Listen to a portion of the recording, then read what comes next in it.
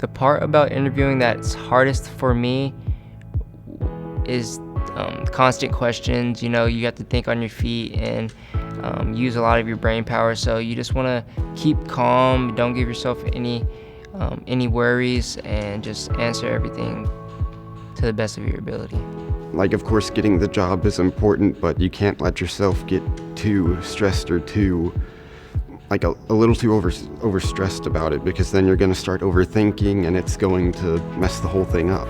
Before I go in, I always want to keep my mind clear. I never want to give myself any extra anxiety. I always talked with my brother and my mother about different questions that they ask in these types of interviews, and I figured out how to stay calm and keep my stuttering under control, not to linger on certain words for too long. What I've been doing at first is that I breathe in and slowly out. I gotta take this a little slow until you are ready and good to go. Yeah, you don't want to get all nervous or whatnot.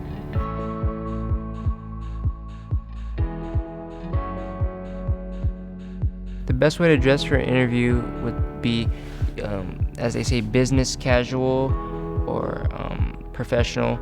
You don't want to wear sports clothing or anything you'd wear to a party or outdoors. You want to look presentable and professional. Pretty neat, sharp, like a professional.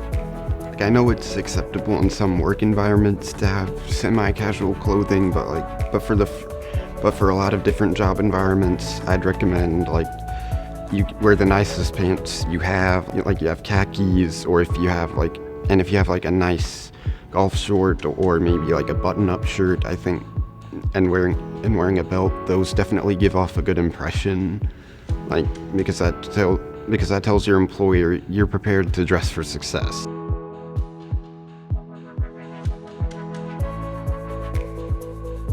I've had to educate employers. Not everyone is aware of ADA accessibility and what someone with a disability all needs. So I've had to, let them know that I'm a valuable employee, that I can do the job just as well as anyone else, or anyone able-bodied would be able to do.